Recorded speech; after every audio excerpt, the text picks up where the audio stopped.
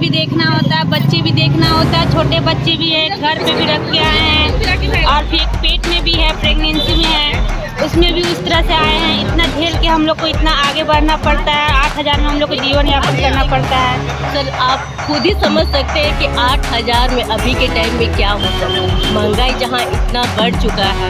25 kilometre school जाते हैं, किन्हीं किन्हीं का स्कूल तो यहाँ से लगभग 40 से 60 किलोमीटर भी दूरी पड़ती है। तो उन लोगों का तो आधा खर्चा 4 से 5,000 जो भी है आपका खर्चा खाना मुश्किल होता है घर चलाना।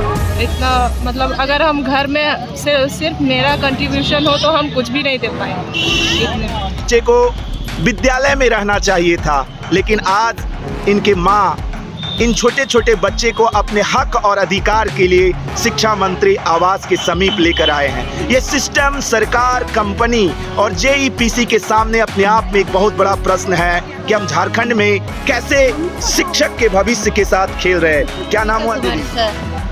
क्या ये जो छोटे छोटे बच्चे जिन्हें स्कूल में रहना चाहिए था, आज आप लोगों के आंदोलन में हैं, क्या ये जेईपीसी सिस्टम, सरकार इस बात को क्यों नहीं समझ रही है? तो उनके नादानी है, कम से कम उनको समझना चाहिए कि छोटे छोटे बच्चे को लेकर आए हुए हैं, कम इतने पानी बरसात में कितने दूर से आए हुए सर। इस बात को थोड़ा सा अगर मान लें हम लोग, अगर सुख सुविधा के लेकर थोड़ा सा सोच ले सर, ये कितनी अच्छी बात होगी सर। लेकिन इस चीज़ को सरकार नहीं मान रहे हैं सर। तो आज हम लोग अगर मान लेते तो इतना चीज़ नहीं होता।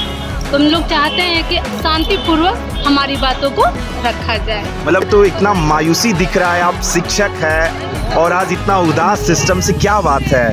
सर उदासी होगी नहीं सर। 8,000 में हम लोग जो है 120-22 किलोमीटर चलकर जाते हैं और बचता कुछ नहीं है। 3,000 तो पेट्रोल ही उड़ जाता है। तो 8,000 सैलरी के नाम पर सैलरी थोड़ी एक तरह से समझिए पुरस्कृत राशि दी जा रही है। सैलरी तो हुआ नहीं सर। वो छोटे बच्चे जिन्हें आज विद्यालय में होना चाहिए था, लेकिन ये अपने मम्मी पापा के साथ आज शिक्षा मंत्री के आवास घेराव में आए हैं। इन छोटे छोटे बच्चे का क्या दोष है? मैं बार बार बोलता हूं कि शिक्षा और स्वास्थ्य ये किसी भी राज्य का, किसी भी देश की आधारभूत है।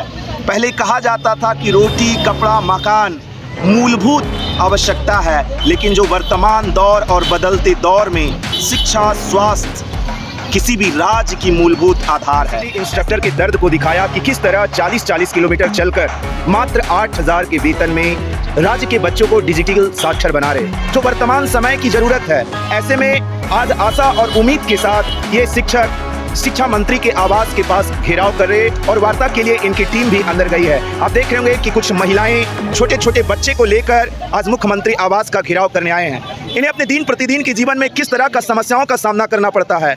ये जो वेतन है 8,000, जो सरकार के न्यूनतम वेतन से भी कम है। आइए इन्हीं से बात करते हैं और जानते हैं। क्या नाम हुआ आपका? रीता कुमारी। क्या आज शिक्षा मंत्री आवास का घेराव करने आए हैं? क्या उम्मीद और आशा लग रही है, क्योंकि आपके 2 मित्र आमरण अनशन पे भी है? हाँ, उम्मीद तो है। अब देखते हैं क्या होता है। हम लोग की मांग अगर पूरी हो सके तो उम्मीद है। मतलब ये 8,000 मात्र सैलरी 2000। हम लोग को घर भी देखना होता है, बच्चे भी देखना होता है, छोटे बच्चे भी है, घर पे भी रख के आए हैं और फिर पेट में भी है, प्रेगनेंसी में है, उसमें भी उस तरह से आए हैं। इतना झेल के हम लोग को इतना आगे बढ़ना पड़ता है। 8,000 में हम लोग को जीवन यापन करना पड़ता है। इसलिए उम्मीद करते हैं शिक्षा मंत्री से कि हम लोग को कुछ आगे करे, आगे बढ़ाए, हम लोग को मांग पूरा करने की कोशिश करें। मतलब 2017 से आप काम कर रहे हैं और 8,000 में काम कर रहे हैं? 8,000 में ही काम कर रहे हैं। मतलब क्या इतना बर्डन है स्कूल में, बहुत सारा बर्डन है स्कूल में। इतना काम कराया जाता है, 4 क्लास लिया जाता है, प्रैक्टिकल लिया जाता है, ऊपर से कोई टीचर नहीं भी आते हैं तो हम लोग को भी देखना पड़ता है। और फिर सारा जितना भी U-+ का काम होता है, जितना भी ऑफिशियल वर्क होता है, उतना सारा काम करना है। देख रहे होंगे अनेक प्रकार के बर्डन के बाद पारिवारिक बर्डन। आप देख रहे होंगे कि इनके छोटे बच्चे हैं और इन्होंने बताया कि मैं प्रेग्नेंट भी हूँ। इसके बावजूद ये शिक्षा मंत्री आवास के घेराव के लिए आए, अपने हक और अधिकार के लिए। कुछ और भी महिलाएं हैं, उनसे भी बात करूंगा और जानने का मैं कोशिश करूंगा क्यों सिस्टम, सरकार और जेईपीसी इनकी बातों को क्यों नहीं मांग रही है, कहां पे क्या। क्योंकि कल मैंने जेईपीसी कार्यालय भी गया था और जब पदाधिकारियों से बात करने का कोशिश किया तो उन्होंने कहा कि पदाधिकारी अभी नहीं है। क्या नाम हुआ दीदी आपका? मेरा नाम रेणु नायक है। कितने दिन से आप आईसीटी इंस्ट्रक्टर के रूप में कार्य कर रहे हैं? तो हम लोग का लगभग 4 साल तो हो गया है। कस के बोलिए। 4 साल हो गया है, कम से कम 4 साल हो गया है। तो क्या इस 4 साल में मात्र सैलरी 8,000? जी सर। क्या इस बार हेमंत सोरेन की सरकार आज से उम्मीद नजर आ रही है कि आज आप लोग जिस प्रकार पारा शिक्षकों को तोहफा मिला है, आप लोगों के लिए भी कुछ सकारात्मक पहल की जाएगी? सर, हम लोग इसी उम्मीद से आए हुए हैं कि सरकार, हम हेमंत सरकार जो है हमारी जो पारा टीचर के कुछ कर सकती है, तो हमारे लिए भी कुछ करे। हम इसी उम्मीद से आए यहाँ पे बैठे हुए कि हम कुछ पॉजिटिव उनसे उम्मीद रखें, हमारी बात को सुने समझे, हमारी समस्याओं को सुने समझे, उसका समाधान करें।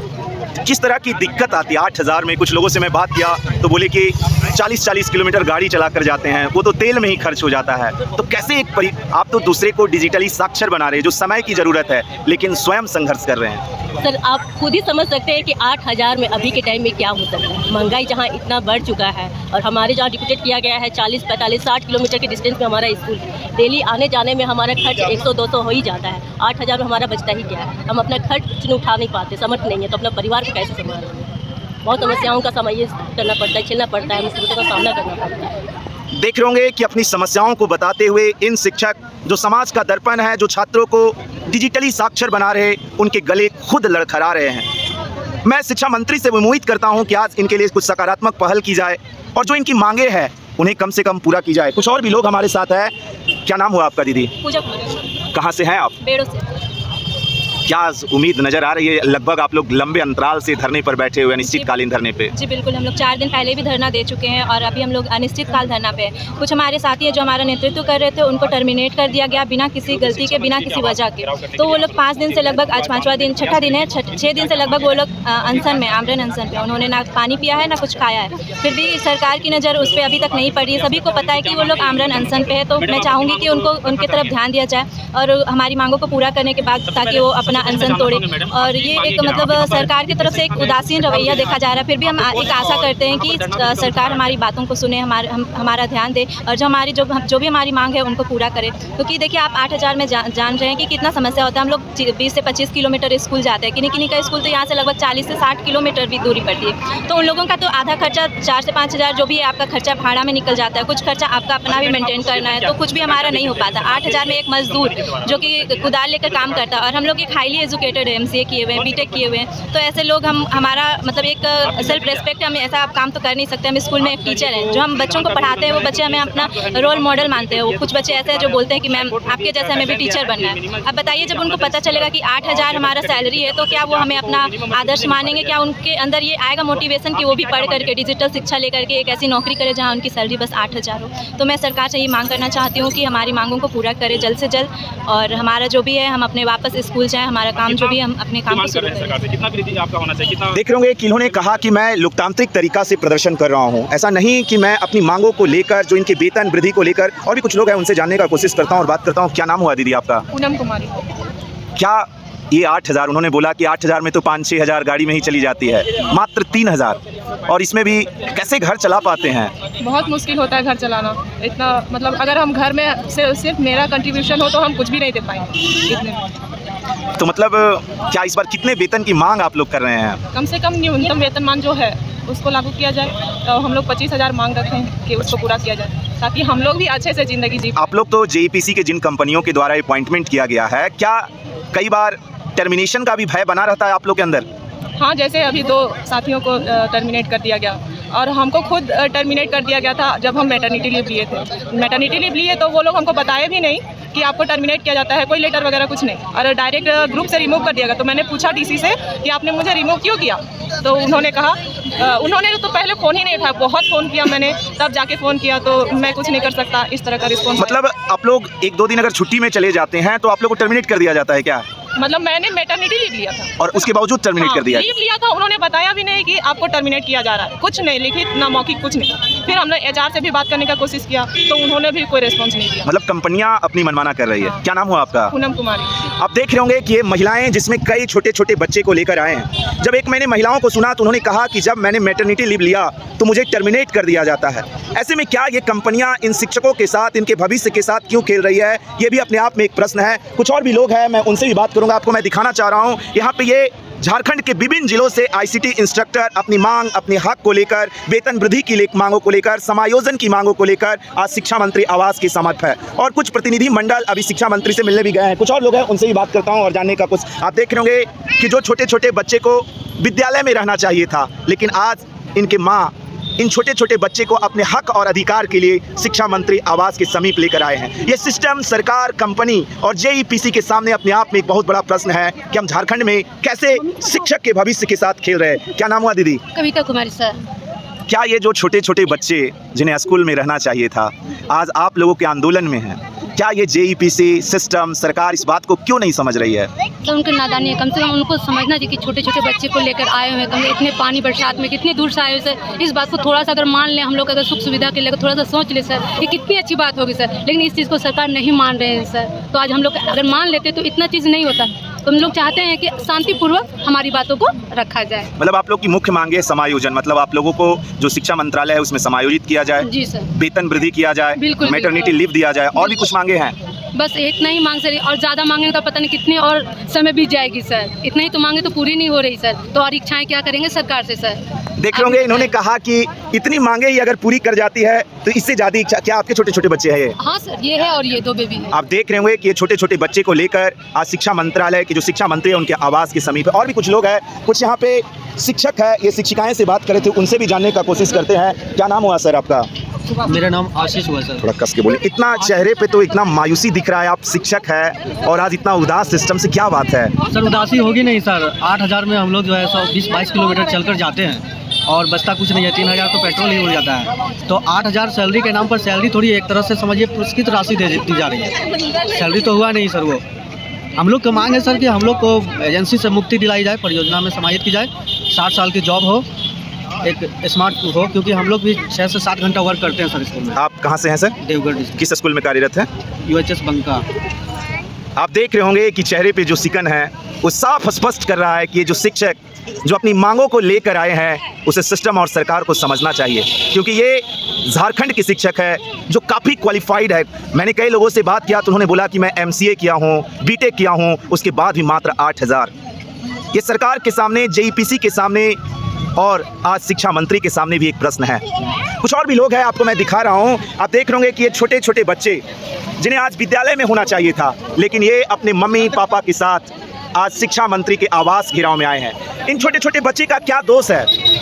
मैं बार बार बोलता हूँ कि शिक्षा और स्वास्थ्य ये किसी भी राज्य का, किसी भी देश की आधारभूत है। पहले कहा जाता था कि रोटी, कपड़ा, मकान मूलभूत आवश्यकता है, लेकिन जो वर्तमान दौर और बदलते दौर में शिक्षा, स्वास्थ्य किसी भी राज्य की मूलभूत आधार है। ऐसे में ये छोटे छोटे बच्चे का क्या दोष है? और आज ये अपनी माँ के साथ, मुख्यमंत्री के साथ साथ, कभी उनके आवास पर तो कभी शिक्षा मंत्री के आवास पे। कुछ और महिलाएं हैं, उनसे बात करता हूँ और जानता हूँ। क्या नाम हुआ दीदी आपका?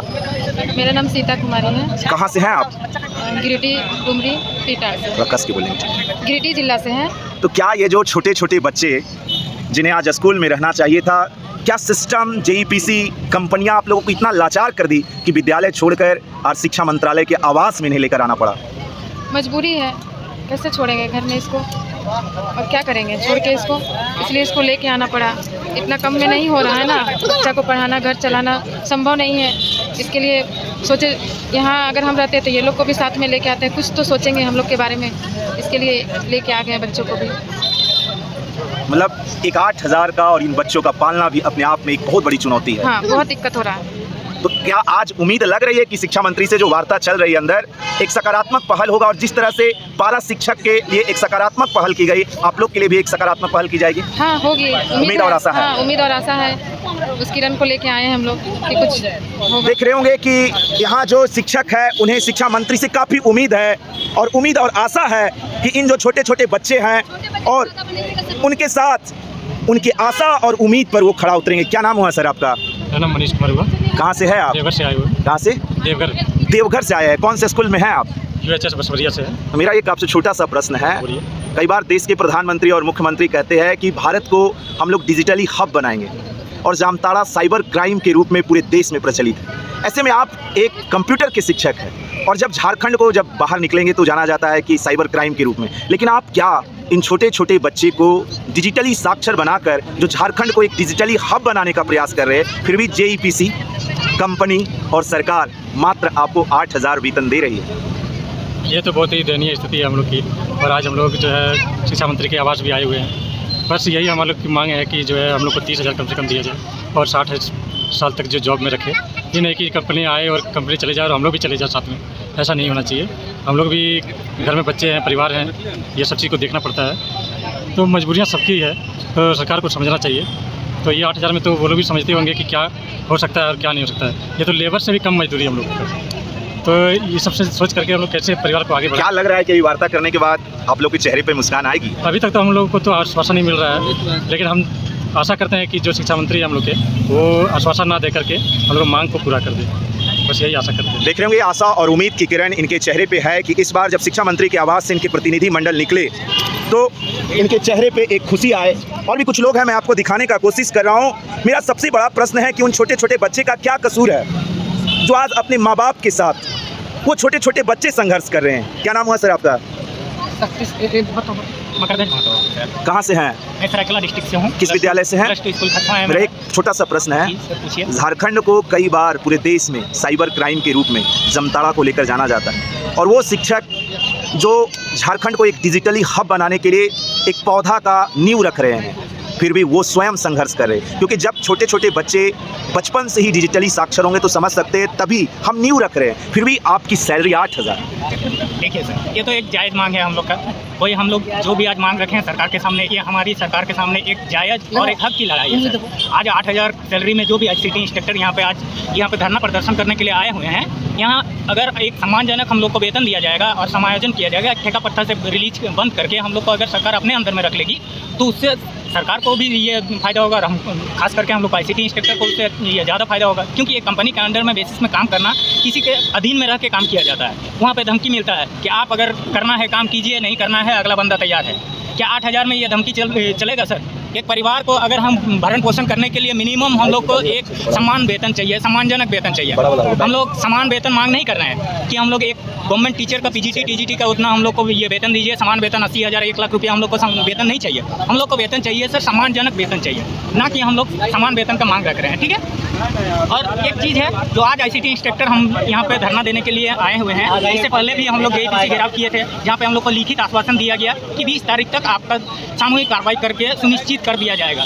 पर JPC का लिखित आश्वासन पर भी कोई कार्रवाई नहीं हुआ, जिसके कारण आज हम लोग ICT इंस्ट्रक्टर शिक्षा सचिव का घेराव, ये आवास घेराव करने के लिए आए हैं। और हमारे प्रतिनिधि मंडल अंदर गए हैं वार्ता करने के लिए। अगर वार्ता हम लोग का ICT ये जो भी हम लोग का अध्यक्ष घुसे हुए हैं, अगर उनसे वार्ता अगर अच्छी तरीके से हो गई, हमारे हक पे और हमारी मांगों को पूरा किया जाएगा, तो हम लोग को लगेगा कि नहीं, इस सरकार और जो भी आज मांग कर रहे हैं वो हमारे हक के लिए, और ICT इंस्ट्रक्टर जो भी हम लोग यहाँ पे धरना दे रहे हैं वो हम लोग घर चल जाएंगे। लेकिन झूठा आश्वासन हम लोग को नहीं चाहिए। जैसे JPC ने हम लोग को झूठा आश्वासन दे के हाथ में एक कागज़ का टुकड़ा A4 साइज़ का पकड़ा के घर भेज दिया और हड़ताल खत्म करवा दिया। बस यही कहना चाहते हैं सर। देख रहे होंगे मैंने आपको दिखाया कि किस तरह छोटे छोटे नन्हे मुन्ने बच्चे अपनी माँ के साथ, उनकी माँ की हक और अधिकार के लिए उन्होंने बोला कि मुझे ज़्यादा मांग, मेरे वेतन 60 वर्ष तक समायोजित किया जाए, वेतन को वृद्धि किया जाए, और मैटरनिटी लीव की बातें की उन्होंने। मैं सरकार, सिस्टम, JPC और शिक्षा मंत्री से उम्मीद करता हूँ कि इन जो डिजिटली साक्षरता में और झारखंड को डिजिटली हब बनाने में एक पौधे का नींव रख रहे हैं, उनके साथ खेला ना जाए और उनके भविष्य को संवारा जाए, और जो उनकी मांगे हैं उन्हें निश्चित पूरा किया जाए। जो उनकी मांगे हैं उन्हें निश्चित पूरा किया जाए। इस समय आप देख रहे थे जनमानस की आवाज़, और मैं आपके साथ था रोहित, और मेरे कैमरे के पीछे है देवायन सारंगी। आप देख रहे होंगे मैं आपको दिखाने का कोशिश कर रहा हूँ कि यहाँ पे बहुत सारी महिलाएं जो शिक्षिका हैं वो भी आई है अपने छोटे छोटे बच्चे को लेकर, अपनी मांगों को लेकर। और यहाँ पे देख रहे होंगे झारखंड के 24 जिलों से शिक्षक आए हुए हैं। उम्मीद और आशा है, शिक्षा मंत्री पर काफ़ी विश्वास है, और आशा और उम्मीद ही जीवन का सार है। ऐसे में इन शिक्षकों का जो मांगे हैं निश्चित पूरा होना चाहिए, क्योंकि इन्होंने कहा कि जिस तरह 12 शिक्षकों को तोहफा दिया गया, मुझे पूर्ण विश्वास है कि शिक्षा मंत्री हम लोगों के लिए सकारात्मक पहल करेंगे। बहुत बहुत धन्यवाद। वंदे मातरम। और आप देख रहे थे जनमानस की आवाज़।